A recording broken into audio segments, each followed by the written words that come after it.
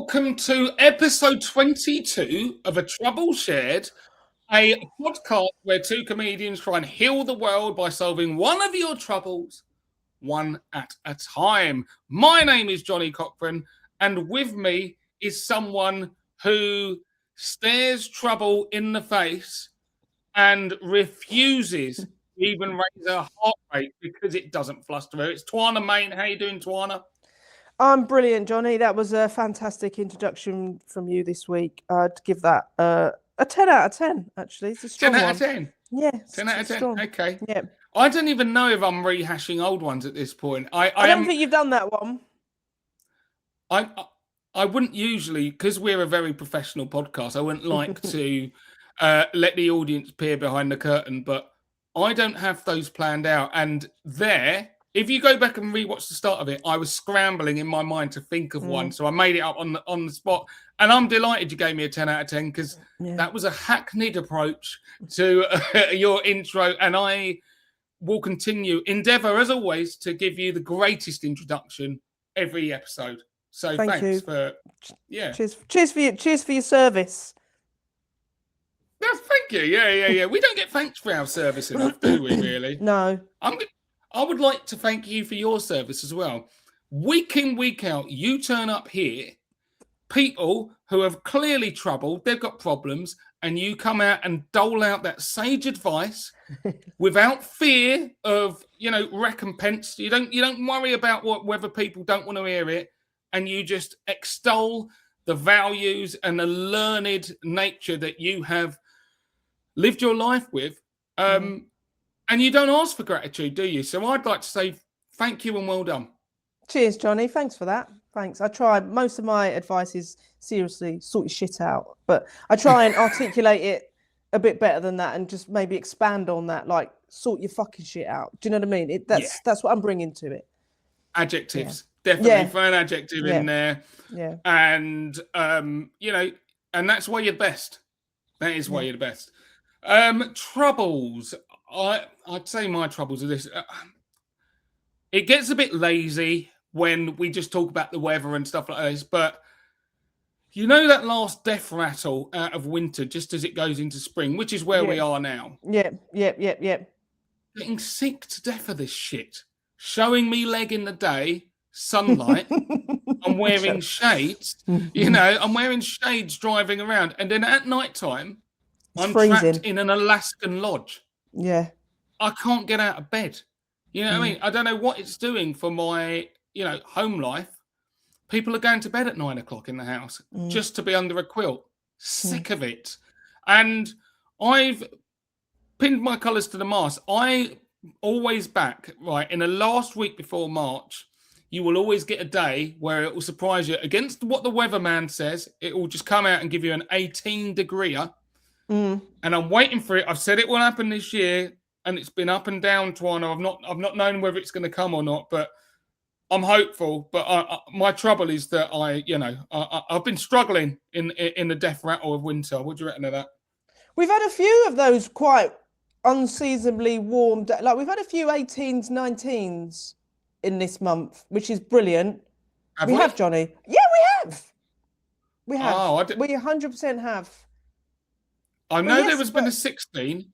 No, we've had a couple of 17s and 18s. It's been really nice. But the thing is, now I'm going to get to, people are going to know a bit more about me. I like to wear a vest, right? For years, right? I'd be out here. And then I remember my mum was like, I'd be like years ago going, as an adult going, I'm cold. And mum was like, are you tucked in? See, my mum being a mum, but also was an early years teacher, so she was forever tucking in small children.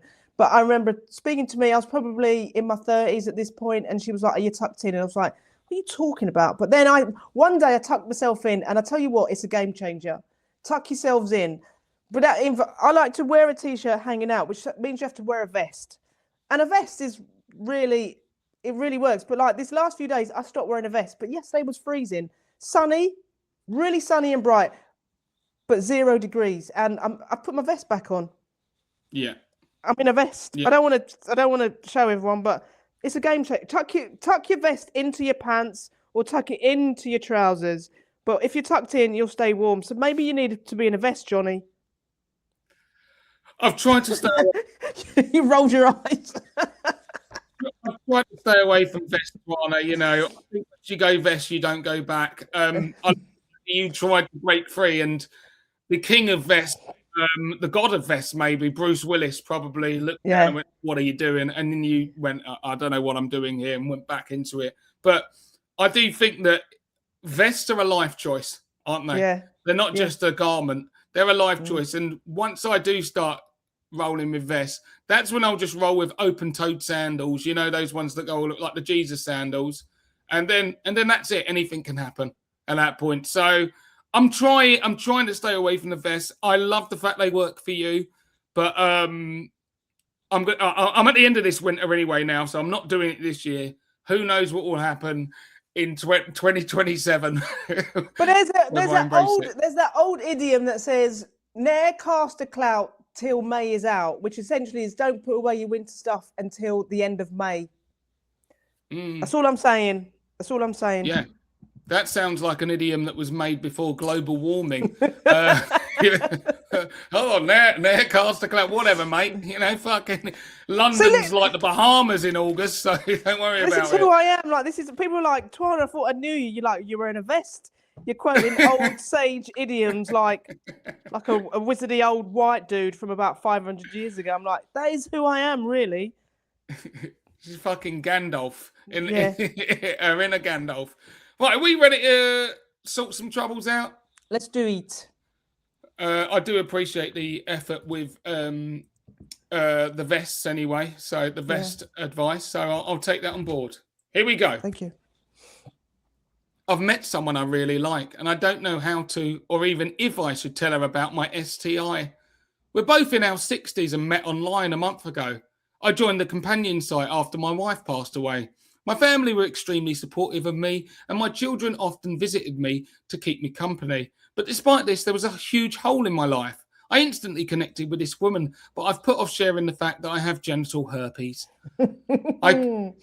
I contracted herpes at the age of 24 from my first girlfriend. The day I found out what the red sores around my genitals were, I thought my life was over. Thankfully, I went on to meet my wife, who was amazing and extremely understanding of my situation. It never affected our relationship, but I'm aware that this won't always be the case.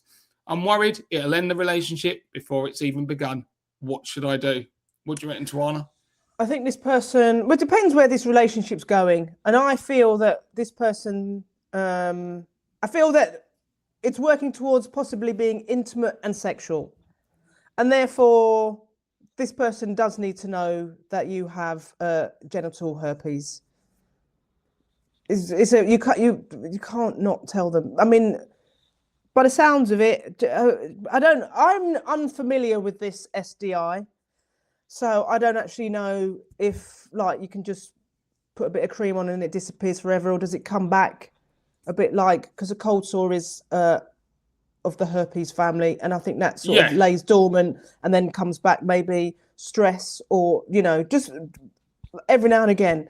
So maybe this person definitely needs to be told about this, because I don't know if it re-emerges, then other people can catch it, and I don't think this person in their 60s wants to get, unless they've got it already, wants a bout of genital herpes. So you have to tell them. It might be the end of the relationship, but come on. Wouldn't that be nice if she's already got herpes? Yeah. Or something. Make it all easier, or something equally. Oh, well, I've got gonorrhea. Let's get it on. So, no, I agree. Without a doubt, you have to tell that person. First of all, shout out to you. You're in your 60s and you're keen to get sexual again. Not everyone's going to be up for that. She might not even be up for it, and certainly might not be up for it if she is. You've got herpes. Apart from that, there are treatments. I don't know if you could use Zavirax as a lubricant. Potentially, double it up at the same time. You are right. It does go away and come back at different times because, as you say, it is essentially cold sores, isn't it? It's the cold sores around your knackers, though, isn't it? It's a bit different. Oh yeah, I mean, goes without saying, you know, I mean, it's more severe, and not everyone's going to want to get involved in that. But it there will be times, I'm sure, where it's subsided, and they could get it on if they could find ways around it, you know. But overall, you know, your wife got on with it, and you know, she's probably had it herself over 24 years or whatever else.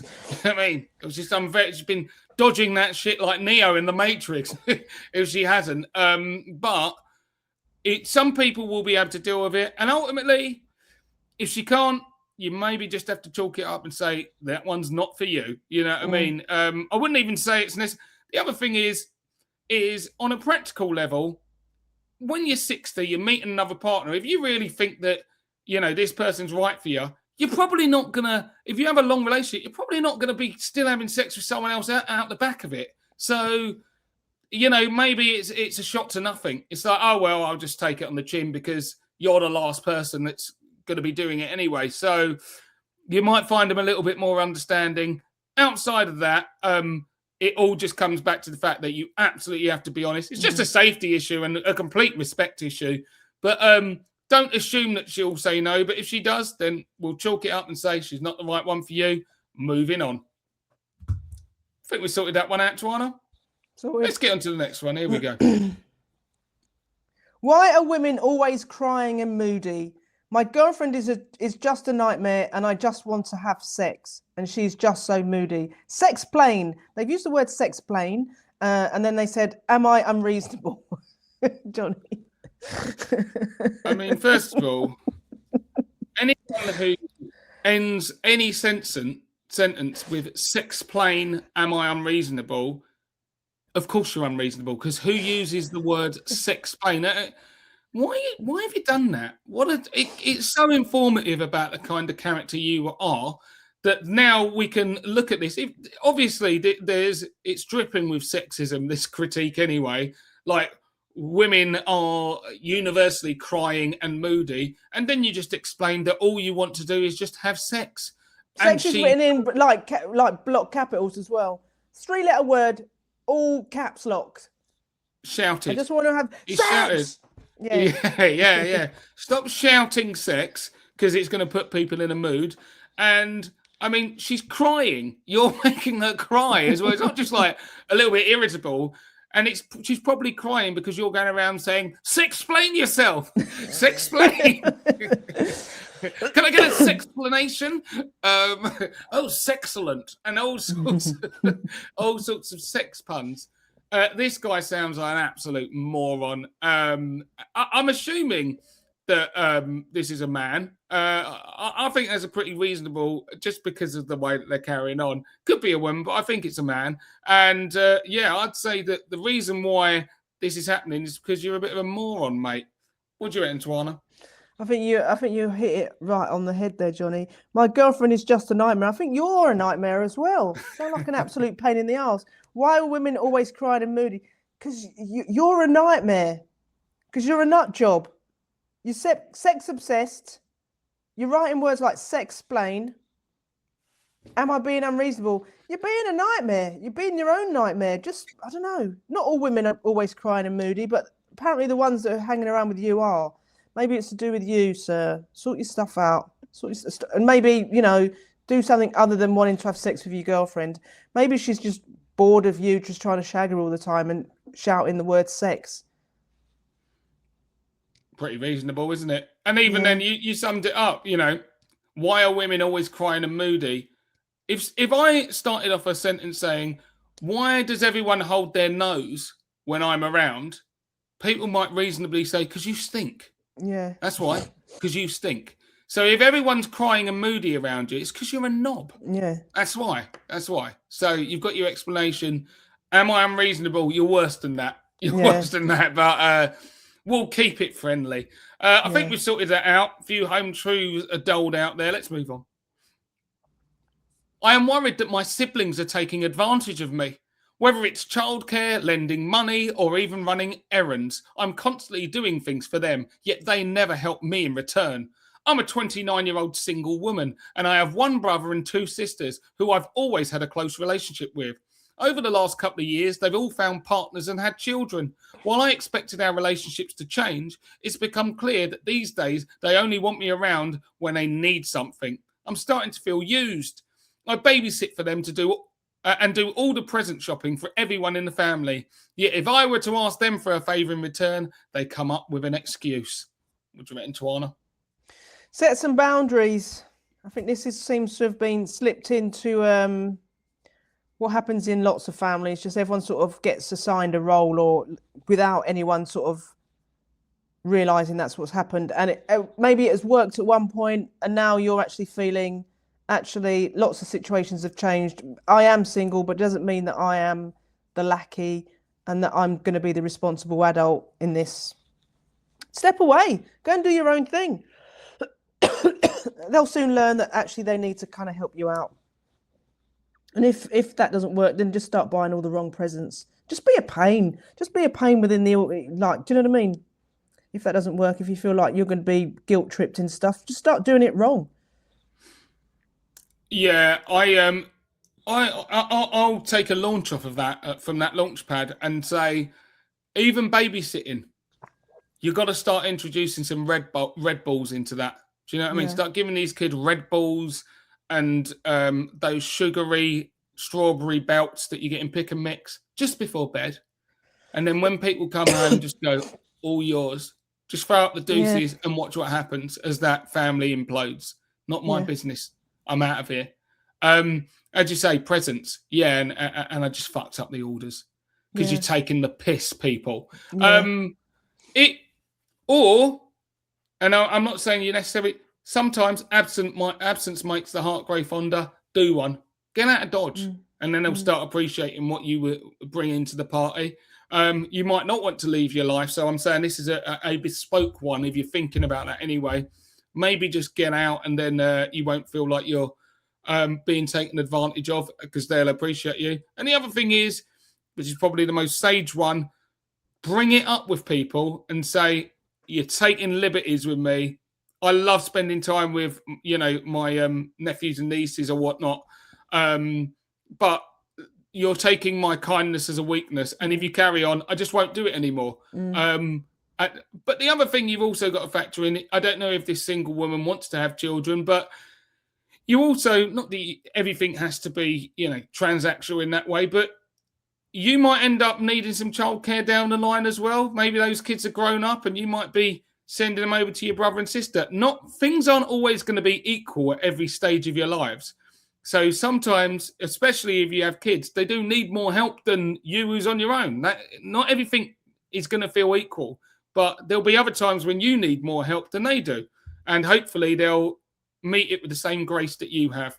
So you can either bring it up and say, look, I feel a little bit taken advantage of, and see how they respond. If they don't do anything, then they really are taking advantage because they're not responding. If they're kind of like, sorry, we just need a bit of help, and they buy you some flowers or whatever, at least they're listening to you. And then maybe down the road it will become more equal. And if not, just get out of there and let the kids get into the sweet jar before you go. Yeah, move on with your life, move country.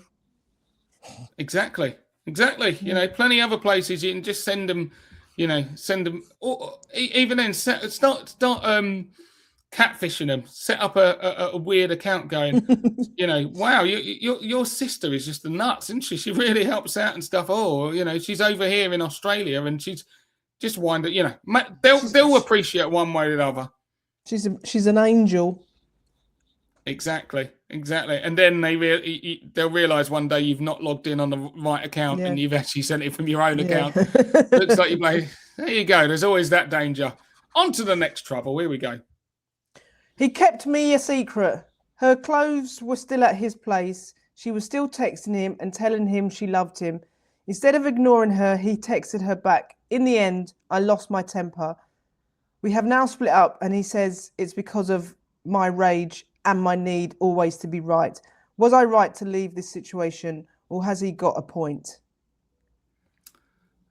So I'm presuming that this is an actual ex-girlfriend in this as well. It's not like one-nighters. And it doesn't actually say whether they're in a committed relationship, these two, because there are settings where she was right, and she's right ultimately if that's what she wanted to do, get out of there, whatever.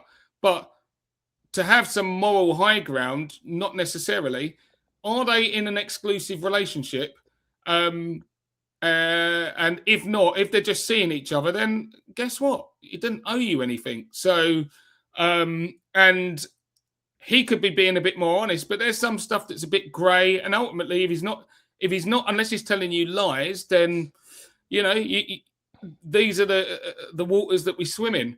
But I'm going to assume for the case of this that this is an ex-girlfriend, you're his new girlfriend, and he's told you not to worry about her, and there's still some kind of lingering issues.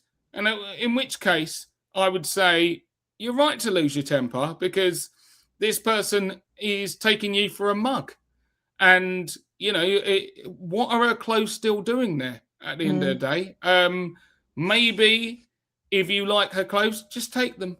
You got to get something out of it. Take them, start wearing them, But no, this guy seems like he's a little bit of a dick. And there are some worrying signs where it's like, oh, yeah, he said it's all because of your rage. No, you've got every right to be angry at the very least, if you feel like you're being led up the garden path. So there could be a bit of gaslighting from this character. And, assuming that you are in an actual committed relationship, then, you were right to leave anyway. So I'm on this person's side. By the sounds of it, I think they were right to leave the situation because they themselves weren't very happy. And it's clearly not very happy because, one, you've been kept a secret, and two, somebody else's clothes are at his place. If somebody's clothes are still at their place, it means they probably still live there. Do you know what I mean? People don't leave somewhere with all of their... Do you know what I mean? It's like somebody's spending a considerable amount... If some clothes are still there, and I mean more than the odd pair of pants and socks and a vest, then it means that that they're probably living there a few nights a week.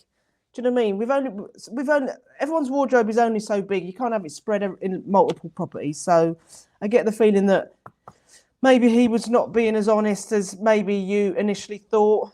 And actually, maybe you didn't want to be a secret, and you didn't want somebody else's clothes there. So yeah, I think you were right to lose your temper and leave the situation. It doesn't sound, for your sake, that actually it was what you wanted. And he, like you said, was just being a bit, there's a grey area, and maybe you don't want a grey area in a relationship. Do you know what I mean? So I think you were right to get out of there because it sounds a bit iffy to me. It does. I mean, the clothes, if he's got like a little pile of her clothes in a box that she's got to pick up at some point. That's kind of how I've read this, rather than she's got her area in the wardrobe. Yeah, I read that she's got a clothes in the wardrobe.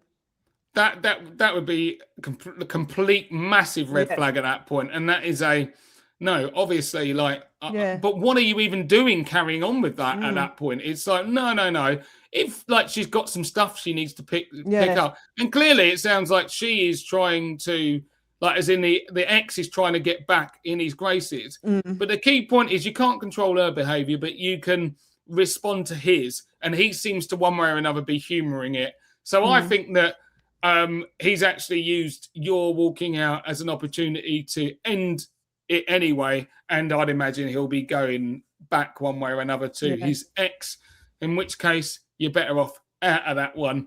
And as I say, if you do want any of them clothes, just get around there, get the nice stuff, and just nick it. She's got good designer stuff. So take it. Even if it's good, even if it doesn't fit you, just put it on Vinted or something. Do you know what I mean? Exactly. There's a lot you can do in this situation. So yeah. So still clothes is the honest advice from this podcast, and move forward with that. But not from the. I just want to say, not from shops. We don't want to endorse shoplifting, but no. Yeah, from people, private individuals that you've been in a relationship with. Steal clothes from them or their ex. Yeah. Yeah. Fair game. Completely fair game. Put it online. And sell it for money. monetary value. Let's move on. Here's the next trouble. I know parenthood can be demanding, but I feel so isolated from them all. How do I tell them how I feel without causing issues? After watching a few episodes of SuperNanny, I'm now terrified of having children of my own, even though it is something my partner and I have talked about. I'm 31 and my partner is 33. We have been together for 3 years. Recently, I started watching the series and found it upsetting and hard to watch. Some of the children featured had explosive tantrums or even ran away. There was also an episode with a violent teenager and another where the parents favoured the youngest of their 4 children. I felt so sorry for all of them, but instead of moving on after the programme finished, I continued to worry about them. Where I was looking forward to becoming a mum before, I'm so aware now of all the things that can go wrong. I got this unshakable doubt about whether I could cope. It is really putting me off being a parent. Twayna, what do you reckon? Oh, dear. Imagine watching SuperNanny and then just going, oh, yeah, I'm not going to become a parent myself. It's a TV program where they find the most dysfunctional families in the world. Well, in the country. Do you know what I mean? It's like, are you struggling to just parent your child because you're just a bit crap? Well, then let's just put a TV crew in front of that and just shame you all because your inability to actually just turn around and say to your kid no. And then not only that, you're getting somebody she's not a bloody parent herself to tell you how to like parent. Do you know what I mean? Just have some kids, you'll be fine. No one really knows what they're doing, but you sound like you care, and you sound like you're worried about getting it wrong. Do you know what? Loads of people get it wrong, but also loads of people manage to just bring up children and it's all fine, and it's not chaotic enough to make it onto TV. Look, Johnny is a parent of 2 children, and Johnny is just doing just all right. Thankfully, Johnny has a great wife who also is helping Johnny to be a good parent. Do you know what I mean? It takes a village, and don't watch SuperNanny. Yeah, agreed. I'm barely keeping it together, to be fair, keeping it on the track. So if I can do it, anyone can. Also, with your aptitude for being shaped by programming, don't watch Wife Swap for the love of God. You'll never get married. You know, as Twayna said, they purposefully pick dysfunctional cases. So guess what? Not every kid is a teenager who's going to start swinging haymakers at their parents. And I would also say, if you parent them the right way, I know there are individual cases. Some people would disagree. Whatever. At best, it's going to be fine margins on that anyway. Most of the times, if you've got someone who is punching people up in their teenage years, it's because there's been issues with their parenting, you know, when they're at a much younger age, when they would have been easier to control. So if you go into parenting with the right intentions, and obviously don't be naive about it, try and read and learn things about it, and judge your child and their needs on an individual basis, you'll be fine. Like there's plenty of natural instincts that kick into gear when you become a parent, things that you don't even have to try too hard to get right, because you will end up, the good parents anyway, will know their children better than anyone else. And so you often know the right thing, or something verging on the right thing to do in situations. So if every kid ended up like the kids on SuperNannies, our species would already have died out. Because there would be people going, no. I mean, don't get me wrong. I walked around the supermarket a couple of times and you've got some kid having a meltdown. I want my lolly. I want an ice lolly or whatever. And you're just thinking, get that kid in the freezer. Like literally put him in the freezer, you know what I mean? And I still had kids and it's gone better than any of them. My kids don't, you know, got some good ones, you know, blame the parents. But they haven't acted up in that way. So don't end up worrying about worst case scenario. It probably won't get that bad. Don't shape your life choices around the impact SuperNanny has had on your life. Yeah, I mean, explosive tantrums. It happens, but you'll be all right. You will be fine. Yeah, and definitely if you've set up a life with your partner who is now 33 and you say, yeah, by the way, I know we were planning on having kids, but couple of those SuperNanny episodes have taken that off the board. I think your relationship would go with it, to be fair. So you might have to buckle up and.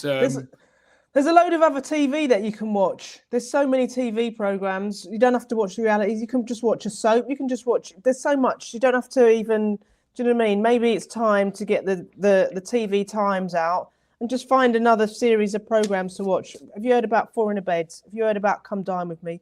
There's loads of that kind of, loads of series of programs that you can watch that actually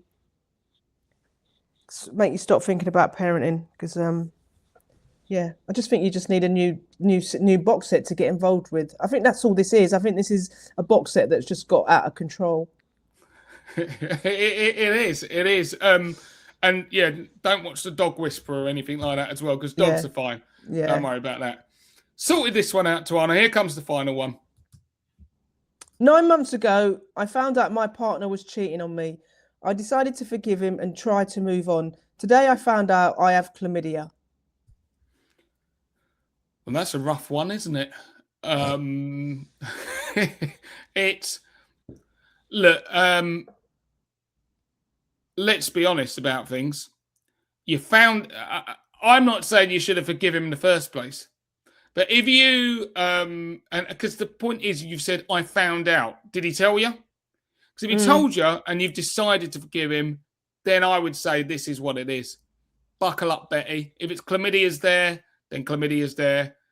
Just get on with it. It's part of forgiving him, because I don't think when you say, okay, I forgive you for shagging someone else, there's a caveat of if I get chlamydia over the next couple of weeks, we're off.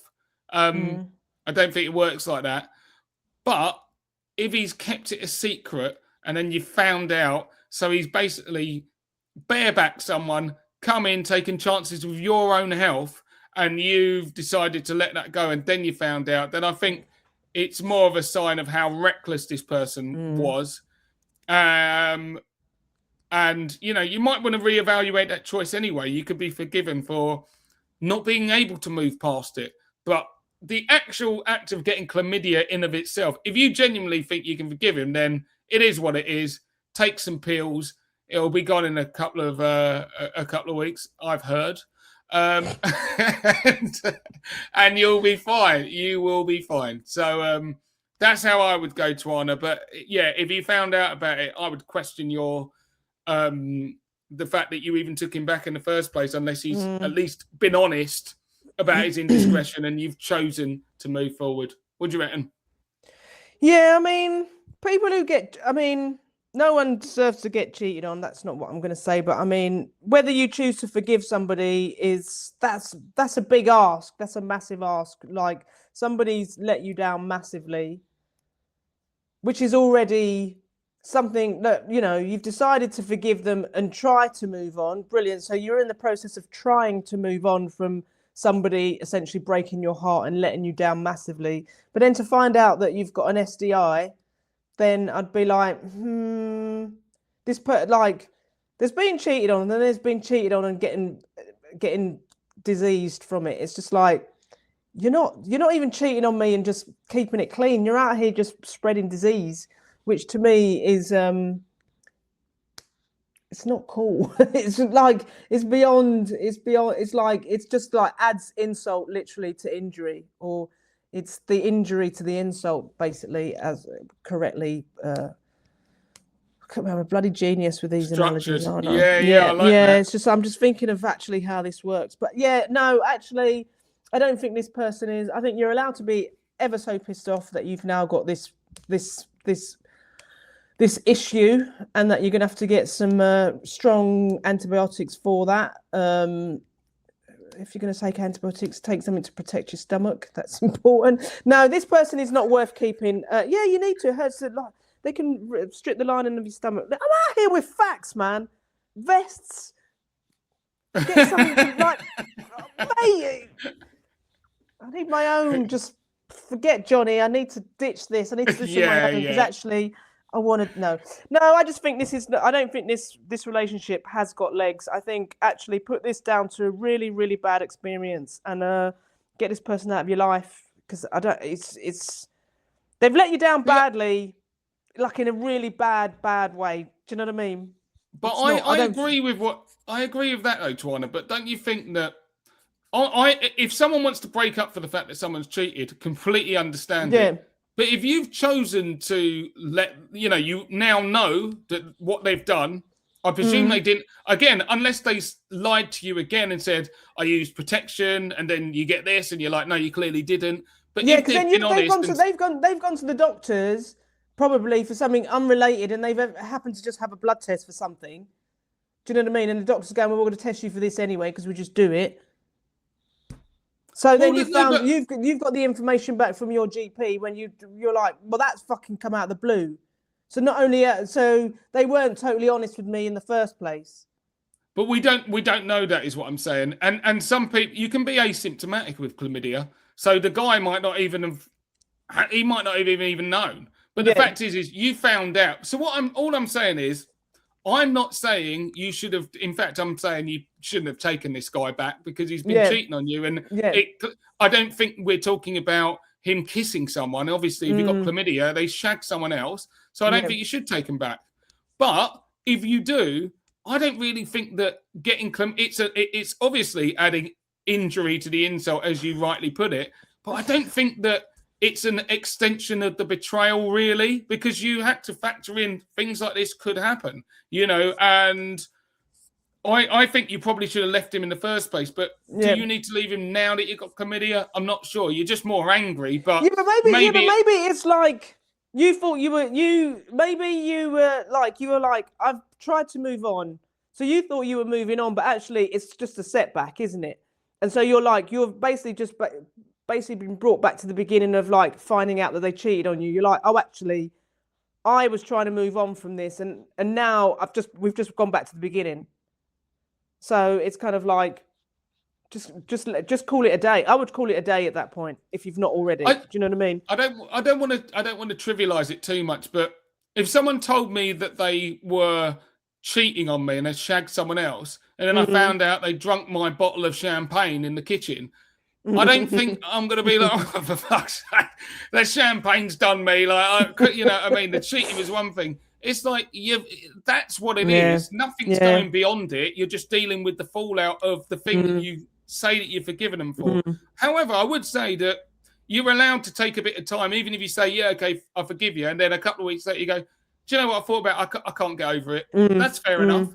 But I don't think in of itself, having chlamydia, again, unless it was part of a lie, is a reason to break up with. If you thought you could deal with, it's just bundle it up as part of the stuff that you're going to crack on with, because you will get over it relatively quick. But so I would say, if you genuinely think you can forgive him for it, then this shouldn't necessarily be a deal breaker. It's part of the indiscretion in itself. But obviously, I think you've got every right to say, no, I'm done with you anyway. But it doesn't need to be because you got chlamydia. Yeah. Do you know what I mean? Yeah. Yeah, so just because it happened 9 months ago. Yeah, no, it's fine. I think we kind of agree on it. Sort of. Yeah. Knock that out of the park. You've been on fire in this episode. Vest, how to take care of yourself when on antibiotics. You're probably going to need a rest and a lay down because you've been on top form. But we know you're not going to be doing that anyway because you're going to the dentist. So it's going to be Johnny, we said that last week's episode, so now everyone's like, I'm going back to the dentist 2 weeks in a row. Yeah. A week later for a checkup. So no problem. Who knows? Who knows? I know you wear that hoodie in every episode anyway, so I've got more than one, but actually, it's just like Johnny seems to change. You're like, are you just recording this all in one day? You're like, yeah, pretty much. Pretty much. But that is it, people. Knock those troubles out the park. Will they thank us? Of course they won't. Thank you. Bit of housekeeping before we wrap up. Thank you for listening. If you've listened to this and liked it, please, this is your part. We're asking you kindly. Can you share this? Can you like it? Can you tell friends about it? It's the only way this is going to grow, and we would thank you kindly. I tried threatening you in the last episode, saying if you don't do that, we will see you and we will find you on your Jack Jones, and all sorts could break loose. This time I'm going to use the carrot. we would thank you kindly. You'd be our friend. And if you did want to send one of your troubles in, get at us on our socials at iJohnnyCochrane or at Twayna Mayne and send in your troubles. They can be anonymized if needed. Please, I got that in one go. Apart from that, we'll be back next week with more of Trouble Shared. So all that's left for me to do is say a trouble shared is a trouble halved. Bye-bye.